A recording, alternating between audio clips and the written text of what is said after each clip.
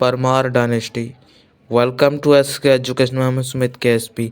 दोस्तों, अब तक हमने समझा कि किस तरीके से दोस्तों राष्ट्रकूट वंश और जो गुर्जर प्रतिहारा वंश और दोस्तों उसका नाम पाल वंश के बारे में समझा था कि किस तरीके से शासन कर रहे थे। अब दोस्तों हम समझने वाले हैं इसके अंदर जो मालवा के शासक परमार वंश के जो मालवा के जो शासक थे परमार वंश, उसके बारे में दोस्तों हम समझने वाले हैं। आपको पता है कि दोस्तों जो गुर्जर प्रतिहारा थे उन्हीं में ही आपस में बटे हुए थे, तो उन्हीं के बीच में ही मालवा के जो शासक थे परमार वंश, उनका सामंत थे, तो वहीं से आए थे। और दोस्तों इनके जो पूर्वज हैं उनको परमार के नाम से कहा जाता है, इसलिए इनका नाम परमार ही पड़ा है। जिस तरीके से संगम वंश का नाम संगम जो कोई शासक होगा उसके नाम पे पड़ा है, जैसे चोल राजाओं के नाम पे कोई चोल राजा हुआ होगा उसके नाम पे पड़ा है, इस तरीके से वंशों के नाम पड़ते हैं। तो दोस्तों इनकी जो प्रारंभिक राजनीति होती दोस्तों आज के मध्य प्रदेश के उज्जैनी के आसपास।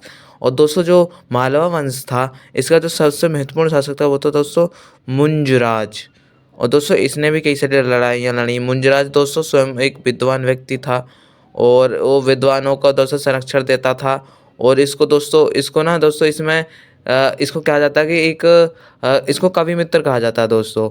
यानी कि दोस्तों क्योंकि विद्वान था और कविताएं भी लिखता होगा दोस्तों। और जो मुंगर क्योंकि दोस्तों जो मुंजराज था जो कवि था दोस्तों, तो ये राजकवि इसके कई सारे रखाते थे इसके अंदर। तो इसने एक ग्रंथ की रचना की है पद्म गुप्त, जो इनके दरबारी राजकवि थे, तो उनके दोस्तों वो है नव संसारचरित। और यही एग्जाम में पूछा जाता है दोस्तों कि जो परमार वंश के जो राजकवि थे पद्मगुप्त, वो दोस्तों नव संचरित लिखते हैं और इनकी रचना है। और दोस्तों एक और महत्वपूर्ण बात आती है दोस्तों, फिर इसके बाद जो इसी शासक में ही एक भोजराज दोस्तों इस वंश के महान शासक हुए हैं, जो राजा भोज थे। और इसने दोस्तों क्या था दोस्तों धारानगरी को अपनी राजधानी बनाई थी उज्जैनी के स्थान के छोड़कर। तो इस तरीके से दोस्तों परमार वंश के इतिहास के बारे में बताया जाता है। और दोस्तों फिर इन्होंने ही इन राजा भोज दोस्तों आपको पता ही है कि इन्होंने कविराज ये भी दोस्तों क्या था ना, मैं समझाता हूँ कि जो राजा भोज थे और ये जितने भी राजा हुए हैं परमार वंश में, ज़्यादा विद्वान लोगों को ज़्यादा, स्वयं को विद्वान तो थे ही और विद्वानों को ज़्यादा संरक्षण दिया करते थे। और जितने भी कवि हुआ करते थे वो कविराज की उपाधि धारण करते रहते थे। तो दोस्तों यहाँ तक हम समझ सकते हैं।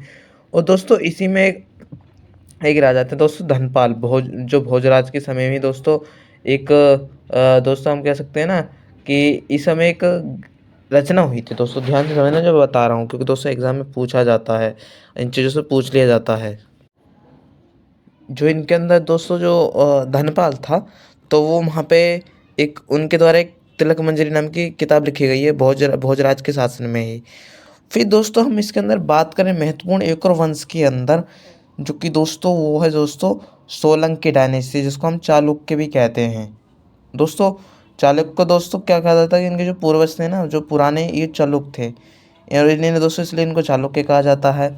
और चालुक्य दोस्तों वंश था वो सोलंकी भी इसको कहा जाता है, क्योंकि दोस्तों जो इसका जो संस्थापक था वो तो दोस्तों सोलंकी, इसी के नाम पर इसका रखा गया है। और जो दोस्तों सोलंकी वंश था वो दोस्तों क्या होता है दोस्तों कि जो अनिनवाड़ा है उसको अपनी राजधानी बनाता है। फिर दोस्तों इसके क्योंकि गुजरात में शासन करता था और इसी में एक शासक हुआ था दोस्तों भीमदेव प्रथम।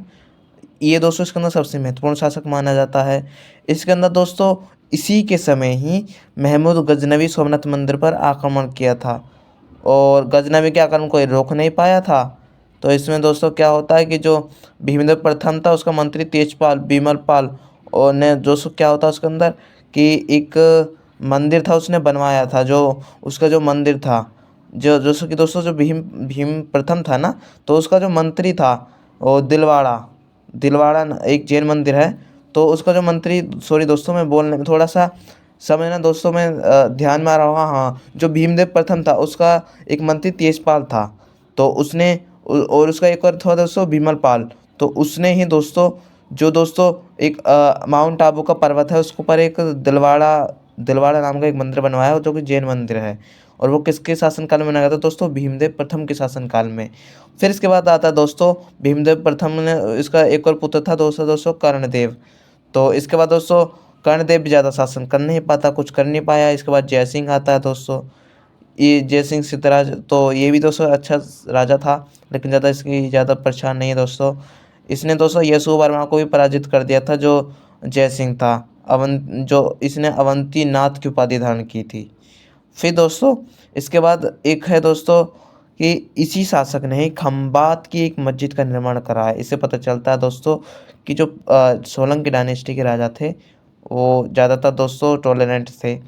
कुमारपाल दोस्तों इस वंश का सबसे महान शासक रहा है, और पूरे राज्य का निर्माण इसी ने किया है। इसी ने ही दोस्तों सोमनाथ मंदिर का दोबारा बनवाया, जब वो तोड़ के भाग गया मोहम्मद गजनवी। तो इसके बाद दोस्तों अजयपाल शासक बनता है।